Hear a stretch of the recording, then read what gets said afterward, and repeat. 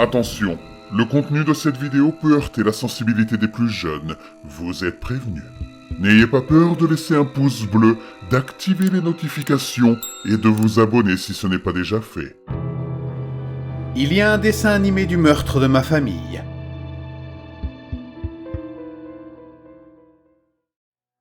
Quand j'avais 13 ans, ma famille a été assassinée. Le tueur est passé de pièce en pièce dans ma maison, massacrant ma famille aux premières heures d'un dimanche matin de juin 2001.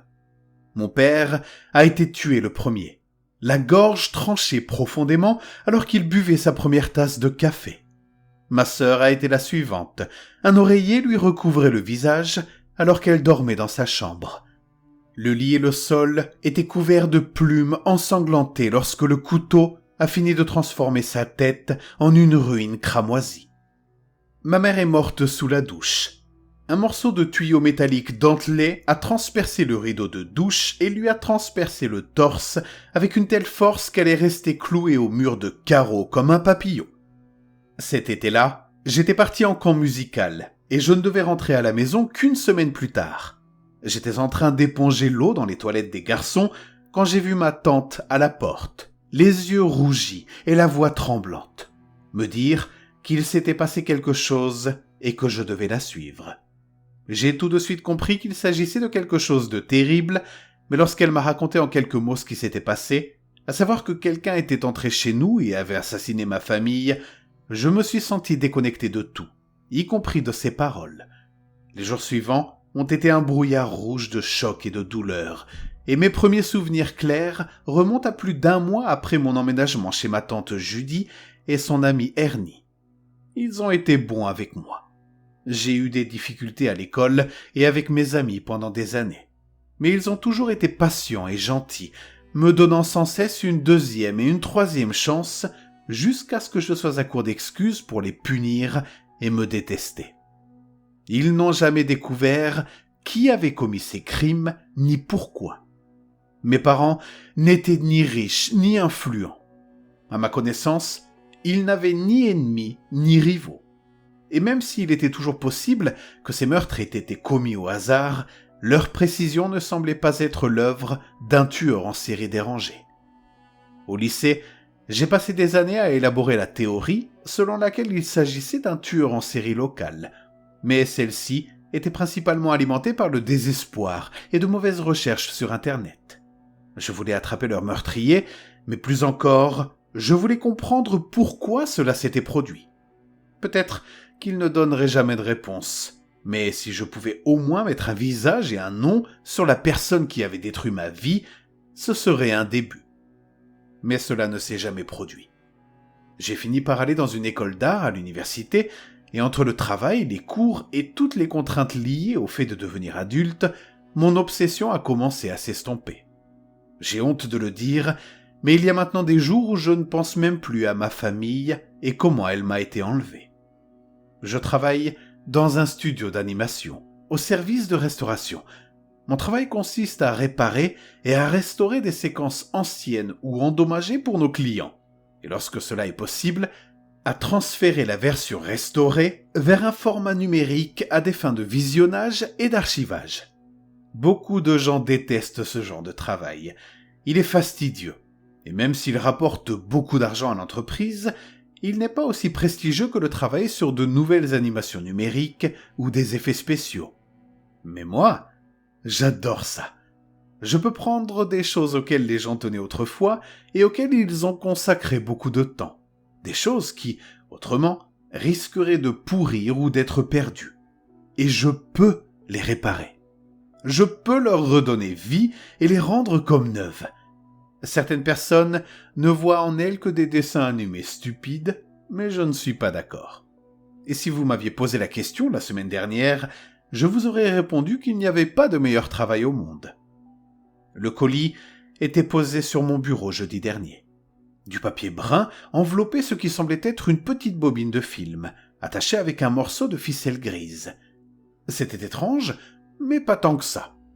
Si la plupart de nos travaux étaient destinés à des entreprises qui cherchaient à redistribuer d'anciennes ressources qu'elles possédaient ou avaient acquises sur disque ou en streaming, Il arrivait parfois qu'un particulier fortuné nous charge de restaurer quelque chose qu'il avait trouvé dans son grenier ou dans celui de ses grands-parents par exemple. Peu m'importait d'où cela venait. C'était quelque chose de nouveau et de mystérieux. Un nouveau défi potentiel ou l'occasion de voir quelque chose que peu de gens avaient vu auparavant. Du moins, depuis très longtemps. Posant ma tasse de café, j'ouvris délicatement le paquet et en sortis la bobine de film. J'ai cherché une note ou des instructions, mais il n'y en avait pas. C'était étrange.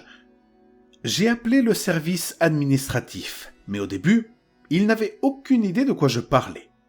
Quand ils m'ont rappelé quelques minutes plus tard, la femme m'a simplement dit qu'il s'agissait apparemment d'un colis personnel déposé spécialement pour moi, et non d'un colis destiné à un client. Il y avait une pointe de désapprobation dans sa voix, mais je l'ai ignorée. Je l'ai remercié et j'ai raccroché avant de me replonger dans le film. Il semblait bien conservé. Il n'y avait ni déchirure, ni fissure. Et après avoir vérifié quelques images, je n'ai constaté aucun signe évident de décoloration ou de dégradation des couleurs. C'était juste une sorte de dessin animé étrange, mettant en scène un personnage bizarre brandissant diverses armes sinistres. Je ne savais pas pourquoi, mais mon cœur s'était mis à battre plus fort. Normalement, je documente et copie chaque image avant de tenter de lire un film inconnu, car il est facile de passer à côté d'imperfections qui peuvent causer des dommages lors de la projection. Mais ce n'était pas un vrai travail, et j'en avais vu suffisamment dans ces quelques images pour avoir envie de regarder le film en entier immédiatement. J'ai donc verrouillé la porte de mon bureau pour signaler que je ne voulais pas être dérangé. J'ai enfilé le film dans l'un des projecteurs 35 mm de la salle multimédia, et j'ai regardé avec horreur ce qui a commencé à se dérouler. Le dessin animé a commencé sans générique ni préambule. Il montrait simplement un personnage animé vêtu d'un sweatshirt et d'une veste entrant dans une maison. Il n'y avait pas de son, mais les mouvements du personnage imitaient les animations fluides et exagérées des personnages des années 1920 et 1930. Ses jambes, semblables à des ressorts enrobés de gelée, le propulsaient de manière effrayante alors qu'il s'introduisait plus profondément dans la maison de quelqu'un. Le personnage s'est d'abord rendu dans la cuisine. Là, il a trouvé un homme sans méfiance assis à la table de la cuisine, lisant un livre tout en sirotant une tasse. Le personnage s'est glissé derrière lui, attendant patiemment, peut-être avec joie, que l'homme pose sa tasse de café. Puis d'un mouvement lent et fluide, il a saisi le front de l'homme et l'a tiré en arrière, tout en passant un rasoir droit comiquement grand sur son cou. Du sang de dessin animé a giclé sur la table et le mur du fond, mais le personnage et la caméra étaient déjà repartis. Le caractère caricatural et grossier de l'animation aurait dû rendre la scène plus facile à regarder, mais ce ne fut pas le cas. Le tueur se déplaçait toujours à pas furtifs exagérés, mais sa poitrine se soulevait désormais sous l'effet de l'effort ou de l'excitation. Alors qu'il se dirigeait vers le couloir arrière, je savais ce qui allait se passer, mais je ne pouvais rien faire pour l'empêcher. La silhouette s'est glissée dans la chambre de ma sœur. Elle devait entrer à l'université à l'automne, puis dans une école vétérinaire. Elle était gentille, intelligente et belle, et je l'aimais tellement. Dans le film, le corps de la jeune fille était pris de convulsions tandis que le tueur poignardait à plusieurs reprises l'oreiller qu'il avait pressé sur son visage. Une fois son forfait accompli, il se dirigea vers la chambre principale et la salle de bain attenante. Des nuages de vapeur bleue s'échappaient de derrière le rideau de douche qui tremblait.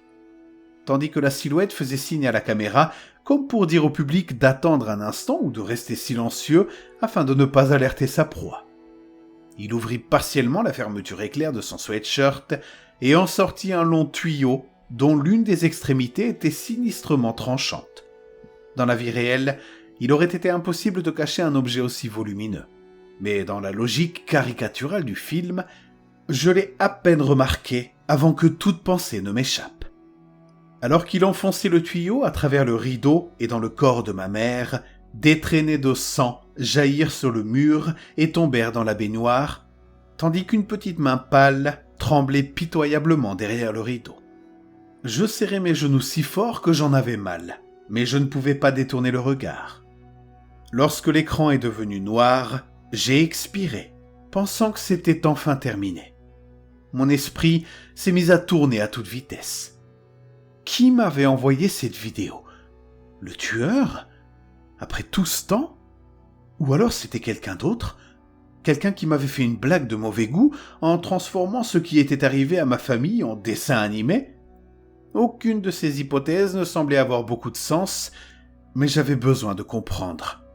Et c'est alors que le film reprit vie. Il se déroulait dans une pièce sombre qui avait été dessinée avec plus de soin et de détails que les scènes précédentes.